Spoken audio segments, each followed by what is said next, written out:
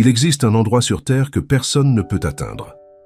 Un endroit protégé non pas par des armées, mais par des barrières naturelles si extrêmes qu'elles défient toute technologie humaine. Un endroit où, selon les Écritures, tout a commencé et qui existe peut-être encore, caché sous des kilomètres de glace éternelle. Aujourd'hui, nous allons enquêter sur l'une des questions les plus troublantes de l'archéologie biblique. Le Jardin d'Éden est-il encore sur Terre? Et si c'est le cas, que cachent exactement les gouvernements mondiaux au pôle Sud? Notre point de départ n'est pas une découverte récente, c'est une carte qui n'aurait pas dû exister. En 1513, l'amiral turc ottoman Piri Reis dessina ce qui allait devenir l'un des documents cartographiques les plus controversés de l'histoire. Cette carte montre la côte est de l'Amérique du Sud avec une précision impressionnante. Mais elle montre plus que cela, elle montre quelque chose d'impossible. La côte nord de l'Antarctique sans glace, avec des détails géographiques précis de montagnes, de baies et de rivières. Le problème ? L'Antarctique n'a été officiellement découverte qu'en 1820 et elle est recouverte par une couche de glace pouvant atteindre 4 km d'épaisseur depuis au moins 6000 ans, selon la géologie conventionnelle. Lorsqu'on interrogea Piri Reis sur l'origine de sa carte, il affirma avoir utilisé des sources anciennes, certaines datant de l'époque d'Alexandre le Grand. Il dit avoir consulté des cartes de la bibliothèque d'Alexandrie et des documents nautiques remontant à des civilisations antérieures au déluge. Des civilisations qui apparemment connaissaient la géographie complète du monde avant que les pôles ne gèlent. Les scientifiques n'arrivent pas à expliquer comment cela est possible. L'explication officielle est que la carte est déformée ou qu'elle représente une autre masse terrestre. Mais des analyses informatiques modernes l'ont confirmé. Ce tracé correspond exactement au profil de l'Antarctique sous la glace, qui n'a été cartographié que récemment par des technologies de radar de pénétration. Comment un amiral du XVIe siècle aurait-il pu avoir accès à des informations que nous n'avons obtenues qu'avec des satellites et des sonars sous-marins? La réponse se trouve peut-être dans les pages du livre le plus ancien de l'humanité, la Genèse, chapitre 2. Là, Moïse décrit la localisation géographique de l'Éden avec une précision qui a toujours intrigué théologiens et archéologues. Versets 10 à 14. Un fleuve sortait d'Éden pour arroser le jardin, et de là il se divisait en 4 bras. Le premier s'appelle Pishon, le second s'appelle Gihon, le troisième s'appelle le Tigre, et le quatrième s'appelle l'Euphrate. Pendant des siècles, les spécialistes ont tenté de localiser ces 4 fleuves. 2 d'entre eux sont bien connus, le Tigre et l'Euphrate, qui coulent en Mésopotamie, dans l'actuel Irak. Mais le Pishon et le Gihon ont tout simplement disparu. Ils n'existent pas sur la carte moderne. Certains archéologues suggèrent qu'il s'agissait de fleuves qui se sont asséchés, peut-être l'ancien lit du fleuve Karun en Iran, ou des canaux qui ont été ensevelis par les sables du désert arabique. D'autres proposent que ces fleuves étaient bien plus grands, des systèmes fluviaux continentaux qui ont été complètement redessinés par un événement catastrophique d'échelle planétaire, un événement comme le déluge de Noé. La Genèse, chapitre 7, décrit quelque chose qui va bien au-delà d'une inondation locale. Verset 11. Ce jour-là, toutes les sources du grand abîme jaillirent, et les écluses des cieux s'ouvrirent. Les sources du grand abîme. Ce terme hébreu, Tehom Rabba, suggère des réservoirs souterrains massifs d'eau sous pression qui ont explosé à la surface. Les géologues modernes ont découvert qu'il y a en effet plus d'eau piégée dans le manteau terrestre que dans tous les océans combinés. Si seulement une fraction de cette eau était libérée, écoute, fais très attention à ce détail. La Bible ne décrit pas de fortes pluies, elle décrit une rupture géologique planétaire, les plaques tectoniques se déplaçant violemment, un volcanisme de masse, des tsunamis continentaux. Et le résultat, la géographie mondiale qui existait avant le déluge a été complètement effacée. Des montagnes qui existaient se sont effondrées. Des vallées sont devenues des océans. Des continents se sont séparés. La Pangée, si tant est qu'elle ait existé sous cette forme, s'est fragmentée. Et le jardin d'Éden, l'Éden. Où est-il allé? En réalité, tout porte à croire qu'il a été préservé d'une manière qu'aucun être humain ne pourrait plus atteindre. Pas détruit, caché. Maintenant, connectons les points. Si le déluge a complètement redessiné la surface de la Terre, si les plaques tectoniques se sont déplacées, si les continents ont glissé, Où l'Éden aurait-il pu échouer? Une théorie fascinante proposée par certains chercheurs en archéologie biblique suggère que l'Éden originel se trouvait à l'emplacement de l'actuel pôle sud. Avant le déluge, l'Antarctique n'était pas là où il est aujourd'hui. Le déplacement des pôles, combiné à des changements climatiques drastiques après le déluge, aurait transformé un paradis tropical en une masse de glace inaccessible. Cela semble absurde. Examinons les données scientifiques. La théorie de la dérive polaire rapide, bien que controversée, repose sur des preuves géologiques. Des fossiles de plantes tropicales ont été trouvés en Antarctique, des forêts pétrifiées, du charbon de haute qualité qui ne peut se former que dans des environnements de jungle dense et chaude. En 1946, l'amiral Richard Byrd dirigea l'opération High Jump, la plus grande expédition militaire américaine en Antarctique avec plus de 4000 hommes, 13 navires et de multiples avions. Officiellement, c'était une mission d'entraînement et de cartographie. Mais l'opération fut brusquement interrompue après seulement 8 semaines, alors qu'elle était prévue pour durer 8 mois. Qu'ont-ils trouvé là-bas? Byrd donna par la suite des interviews énigmatiques parlant d'une « terre au-delà du pôle » et de ressources qui pourraient changer le destin de l'humanité. Des documents déclassifiés montrent qu'il a signalé des anomalies thermiques inexpliquées, des zones où la température était significativement plus élevée que prévu, des zones où la glace était plus mince, des zones où quelque chose générait de la chaleur. Passons à 1991. Des satellites de la NASA équipés de radars de pénétration terrestre commencent à cartographier l'Antarctique sous la glace. Ce qu'ils découvrent, ce sont des structures géométriques parfaitement symétriques, des formations pyramidales. Non pas une, mais plusieurs, avec des angles et des proportions qui suggèrent une construction artificielle. La communauté scientifique officielle les classe comme des nunataks, des sommets montagneux exposés. Mais les images montrent quelque chose de différent. Des arêtes trop droites, des faces trop lisses, des orientations alignées avec les points cardinaux. En 2001, des scientifiques détectent une anomalie magnétique massive sous la glace dans la région de Wilkes Land. Un cratère de près de 500 km de diamètre, enterré sous des kilomètres de glace. Officiellement, un impact d'astéroïde. Mais les relevés sismiques montrent quelque chose de curieux. Une concentration de masse au centre qui ne correspond pas au schéma naturel d'impact. Cela ressemble plus à des structures, à des couches, à de l'architecture. Serait-ce une coïncidence? Honnêtement, j'en doute. Revenons au texte biblique. Genèse chapitre 3, verset 24. Après qu'Adam et Ève ont été chassés de l'Éden, Dieu fait quelque chose de très spécifique. Il chassa l'homme, et il plaça à l'orient du jardin d'Éden les chérubins qui agitent une épée flamboyante pour garder le chemin de l'arbre de vie. Des chérubins, des êtres angéliques d'une puissance immense, et une épée de feu qui se meut, qui tournoie, qui marche tout autour. Ce n'est pas une porte ordinaire. Ce n'est pas une barrière physique que l'on peut escalader ou contourner. C'est une défense surnaturelle, une barrière dimensionnelle, quelque chose qui empêche non seulement l'accès physique, mais peut-être la connaissance même de l'emplacement exact. Certains théologiens modernes proposent une interprétation fascinante. Et si cette épée flamboyante n'était pas simplement métaphorique? Et s'il s'agissait de la description, avec les termes que Moïse connaissait, de quelque chose qu'il avait vu en vision, mais n'avait pas le vocabulaire pour décrire? Pense, comment un homme du 2e millénaire avant Jésus-Christ décrirait-il des radiations, des champs électromagnétiques, des barrières énergétiques? Il utiliserait les images les plus proches qu'il connaissait. Le feu, les épées, les anges. L'Antarctique est l'endroit le plus hostile de la Terre. Des températures qui atteignent moins 90 degrés Celsius, des vents de 300 km à l'heure. Un désert de glace où aucune vie humaine ne peut survivre sans technologie avancée. Et il est protégé non seulement par le climat, mais par des traités internationaux. Le traité sur l'Antarctique de 1959 interdit toute activité militaire, toute exploitation minière, et établit qu'aucun pays ne peut revendiquer la souveraineté sur le continent. Pourquoi?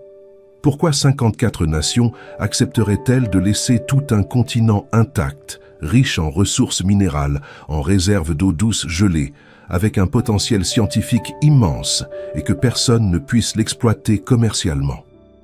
L'explication officielle est la préservation de l'environnement. Mais observe, des bases militaires secrètes sont autorisées. Des recherches classifiées sont menées en continu. Des zones entières sont interdites, même aux scientifiques. Que gardent-ils là-bas? Voyons, pardonnez-moi, revenons au verset 22 de la Genèse, chapitre 3. Dieu dit quelque chose de révélateur. « Voici, l'homme est devenu comme l'un de nous, pour la connaissance du bien et du mal. Maintenant, qu'il n'avance pas sa main, ne prenne aussi de l'arbre de vie, n'en mange et ne vive éternellement. » Et Dieu le chasse. L'arbre de vie existe toujours, il n'a pas été détruit. Il a été gardé, protégé pour un temps futur. Et nous le savons parce que l'Apocalypse, chapitre 22, versets 2 et 14, nous promet « Au milieu de la place de la ville et sur les deux bords du fleuve, il y avait un arbre de vie. Heureux ceux qui lavent leurs robes, afin d'avoir droit à l'arbre de vie. » Il revient dans la nouvelle Jérusalem, dans les nouveaux cieux et la nouvelle terre. Mais jusque-là, où est-il? S'il n'a pas été détruit par le déluge, si Dieu l'a préservé, si des chérubins le gardent encore, il est quelque part sur cette planète, inaccessible, invisible, attendant. La connexion avec l'Antarctique devient encore plus intrigante quand on analyse les schémas d'activité gouvernementale récentes. En 2016, le patriarche Cyrille, chef de l'Église orthodoxe russe, effectua une visite sans précédent en Antarctique. La justification officielle était de visiter des chercheurs russes et de prier pour le continent. Mais le moment était étrange. Il annula une rencontre historique avec le pape François pour faire ce voyage. Qu'est-ce qu'un leader religieux d'une telle importance allait faire au milieu des glaces au point d'annuler des engagements diplomatiques cruciaux? La même année, le secrétaire d'État américain de l'époque, John Kerry, se rendit en Antarctique pendant les élections présidentielles, le jour du vote, alors qu'il aurait dû être à Washington pour l'un des moments politiques les plus importants de l'histoire récente. Il est allé au pôle Sud. L'explication officielle était le changement climatique. Mais il n'est pas allé à une conférence sur le climat. Il s'est rendu dans une base spécifique et les images publiées de son voyage le montraient regardant la glace, simplement en train d'observer. L'astronaute Buzz Aldrin, le deuxième homme à avoir marché sur la Lune, visita l'Antarctique en 2016, à l'âge de 86 ans. Peu après, il publia un message énigmatique sur Twitter. « Nous sommes tous en danger. C'est le mal en soi. » Le tweet fut supprimé quelques heures plus tard. Son équipe affirma qu'il avait eu un problème médical, une évacuation d'urgence, et qu'il délirait. Mais les photos le montrent parfaitement conscient, devant une structure pyramidale couverte de glace, pointant quelque chose hors du cadre. Écoute, je ne suis pas naturellement conspirationniste, mais quand tu vois des leaders religieux, des politiciens et même des explorateurs de l'espace converger vers le même point reculé de la planète, tous la même année, tous offrant des explications vagues, en réalité, les schémas suggèrent quelque chose au-delà de la coïncidence. Revenons à la théologie. Si l'Éden est effectivement préservé, caché, gardé par des forces angéliques, pourquoi Dieu ferait-il cela? Pourquoi ne pas simplement le détruire après la chute? La réponse réside dans la nature de Dieu et dans le plan de la rédemption. L'Éden n'est pas seulement un jardin, c'est un temple, le premier temple. La Genèse utilise un langage sacerdotal pour le décrire. Adam y fut placé pour le cultiver et le garder. Ces verbes hébreux, avad et shamar, sont les mêmes que ceux utilisés pour décrire le travail des Lévites dans le tabernacle. Adam était un prêtre. L'Éden était le saint des saints, le lieu où le ciel et la terre se rencontraient, où Dieu marchait physiquement avec l'homme. Quand le péché entra, cette connexion fut rompue, mais pas annulée. Le plan a toujours été de restaurer, et Dieu ne détruit pas ses promesses, il les préserve. L'Éden demeure comme un témoignage physique que le plan originel de Dieu pour l'humanité n'a pas été abandonné. Il a été reporté, gardé pour le moment de la restauration finale. Proverbe, chapitre 25, verset 2, dit « La gloire de Dieu, c'est de cacher les choses, la gloire des rois, c'est de sonder les choses. » Dieu cache des choses non pas pour qu'elles ne soient jamais trouvées, mais pour qu'elles soient cherchées au bon moment par ceux qui ont le cœur pur. L'Éden a été caché pour qu'aucun homme déchu, aucune civilisation corrompue ne puisse le profaner ou utiliser ses secrets à des fins malveillantes. Et nous arrivons ici à une question prophétique cruciale. L'Apocalypse parle d'un temps dans les derniers jours où la connaissance cachée sera révélée. Daniel, chapitre 12, verset 4. Toi, Daniel, tiens secrètes ces paroles, et scelle le livre jusqu'au temps de la fin. Plusieurs alors le liront, et la connaissance augmentera. Nous sommes dans ce temps. La connaissance augmente de façon exponentielle. Des technologies qui étaient de la science-fiction il y a 20 ans sont aujourd'hui une réalité.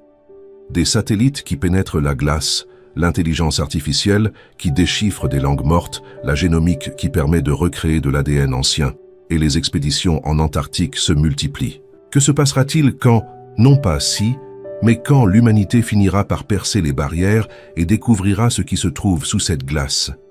S'il s'agit vraiment de l'Éden préservé, si l'arbre de vie est toujours là, protégé par des forces angéliques, que fera l'élite mondiale de cette connaissance? Deuxième épître aux Thessaloniciens, chapitre 2, nous met en garde contre la révélation de l'homme du péché, l'Antéchrist, qui s'oppose et s'élève contre tout ce qu'on appelle Dieu ou qu'on adore, jusqu'à s'asseoir dans le temple de Dieu, se proclamant lui-même Dieu. Si l'Éden est le temple originel, s'il est redécouvert, l'Antéchrist tentera-t-il d'y établir son siège? De revendiquer l'arbre de vie, d'offrir l'immortalité physique à l'humanité, reproduisant de manière pervertie la promesse de Dieu? Nous ne spéculons pas sans fondement. Genèse chapitre 3, verset 15. La première promesse messianique parle de la postérité de la femme qui écrasera la tête du serpent. Mais elle dit aussi que le serpent blessera le talon du Messie. Ce combat cosmique entre la descendance d'Ève et la descendance du serpent traverse toute l'Écriture et culmine dans l'Apocalypse, chapitre 12, où la femme, Israël, donne naissance à l'enfant mâle, le Christ, et le dragon tente de le détruire. L'Éden fut le premier champ de bataille. Il se pourrait qu'il devienne le dernier, avant le retour du Christ. Mais est-il possible que nous interprétions tout cela de travers? Est-il possible que l'Éden ne se trouve pas physiquement en Antarctique, mais dans une autre dimension? Que les barrières ne soient pas seulement géographiques, mais spirituelles? Deuxième épître aux Corinthiens, chapitre 12. Paul décrit avoir été enlevé jusqu'au 3e ciel, enlevé dans le paradis. Paradis. C'est le même mot que Jésus utilise sur la croix quand il dit aux brigands « Aujourd'hui tu seras avec moi dans le paradis ». L'Éden et le paradis pourraient être le même lieu, mais existant dans une réalité qui transcende notre dimension physique, accessible seulement par la mort des justes ou par un enlèvement surnaturel. Cette interprétation est également valable bibliquement, mais elle ne contredit pas nécessairement la préservation physique de l'Éden. Dieu est capable de préserver quelque chose simultanément dans de multiples dimensions. Le tabernacle terrestre était une copie du céleste. Le temple de Salomon était l'ombre des choses célestes. Pourquoi l'Éden ne pourrait-il pas exister à la fois comme réalité physique préservée et comme réalité céleste habitable par les saints? L'apôtre Jean le vit dans l'Apocalypse. La nouvelle Jérusalem descendait du ciel, d'auprès de Dieu. Elle n'a pas été construite sur terre. Elle descend du ciel sur la terre. Le ciel et la terre se confondent à nouveau. La séparation causée par le péché est défaite. Et au centre de la ville, le long du fleuve de la vie, se trouve l'arbre de vie, donnant 12 fois ses fruits, et ses feuilles sont pour la guérison des nations. L'arbre revient. L'accès est restauré, mais pas pour n'importe qui. Apocalypse chapitre 22 verset 15 le précise clairement, « Dehors les chiens, les enchanteurs, les impudiques, les meurtriers, les idolâtres, et quiconque aime et pratique le mensonge. » L'entrée dans l'Éden restauré est conditionnelle. Elle exige une transformation. Elle exige le sang de l'agneau. Elle exige que nous soyons de nouvelles créatures. Et voici la vérité la plus percutante de toutes. Tu n'as pas besoin d'attendre de trouver l'Éden physique pour avoir accès à ce qu'il représente. Paul nous dit dans Colossiens chapitre 3 verset 3, « Car vous êtes morts et votre vie est cachée avec Christ en Dieu. » Cachée. Tout comme l'Éden est caché, notre véritable vie, notre identité réelle en tant qu'enfant de Dieu est cachée en Christ. Quand tu acceptes Jésus, quand tu nais de nouveau, tu es transporté spirituellement en arrière vers le but originel de l'Éden, la communion intime avec Dieu. Le voile a été déchiré. Le chemin de retour vers le Saint des Saints a été ouvert. Non par l'effort humain, non par une découverte archéologique, non par la technologie, mais par le sang de Jésus. Hébreux chapitre 10, versets 19 et 20. Ainsi donc, frères, nous avons au moyen du sang de Jésus une libre entrée dans le sanctuaire par la route nouvelle et vivante qu'il a inaugurée pour nous à travers le voile, c'est-à-dire à travers sa chair. Le chemin est ouvert. L'épée flamboyante a été retirée pour ceux qui sont couverts par le sacrifice de l'agneau. Alors, le jardin d'Éden est-il encore physiquement sur Terre, sous la glace de l'Antarctique, ou dans quelque autre lieu inaccessible, protégé par des chérubins et des barrières qu'aucune technologie ne peut pénétrer? C'est possible, probable même, compte tenu des preuves bibliques et archéologiques. Mais spirituellement, l'Éden a déjà été restauré pour toi en Christ. L'accès à la présence de Dieu, le but originel de la création, est déjà disponible maintenant. Pas quand les scientifiques auront enfin foré la glace, pas quand les gouvernements révéleront ce qu'ils savent, mais maintenant par la repentance et la foi en Jésus-Christ. Et cela nous mène à la conclusion inévitable. S'il y a réellement quelque chose de gardé en Antarctique, si les puissants de ce monde cherchent des connaissances anciennes, des secrets qui pourraient tout changer, ne te laisse pas séduire. Le serpent offre encore le même mensonge. Vous serez comme Dieu, connaissant le bien et le mal. La promesse de transcendance par la découverte scientifique, par la gnose, par la connaissance cachée. Mais Jésus offre quelque chose d'infiniment supérieur. Non pas la connaissance interdite, mais la révélation légitime. Non pas l'immortalité volée, mais la vie éternelle donnée comme un cadeau. Non pas l'accès forcé à l'Éden, mais la recréation en tant que nouvelle créature qui n'a plus besoin de l'Éden terrestre parce qu'elle a Christ. L'Éden originel était un jardin. L'Éden promis est une ville, la nouvelle Jérusalem. Et cette ville n'est pas cachée sous la glace, gardée par des chérubins à l'épée. Elle descend du ciel, ouverte, rayonnante, avec des portes qui ne se ferment jamais pour tous ceux qui ont lavé leurs robes dans le sang de l'agneau. Alors, pendant que les scientifiques et les gouvernements creusent la glace, pendant que les archéologues spéculent sur des localisations, pendant que les théoriciens proposent des coordonnées et des cartes, tu peux être certain d'une chose. Le chemin de retour vers le dessein de l'Éden ne se trouve pas sur des cartes anciennes ou dans des satellites modernes. Il se trouve sur la croix du Calvaire, il se trouve dans le tombeau vide, il se trouve dans la personne de Jésus-Christ, qui est le chemin, la vérité et la vie. Et nul ne vient au Père que par lui. Si le jardin d'Éden est encore caché quelque part sur cette terre, que ce soit sous la glace de l'Antarctique ou dans des dimensions au-delà de notre perception, une chose est sûre, Dieu l'a préservé dans un but précis. Et quand les temps seront accomplis, quand le plan de Dieu aura atteint son achèvement, nous n'aurons pas besoin d'expédition ou de technologie pour le trouver. Il sera révélé au bon moment, dans le bon ordre, pour les bonnes fins.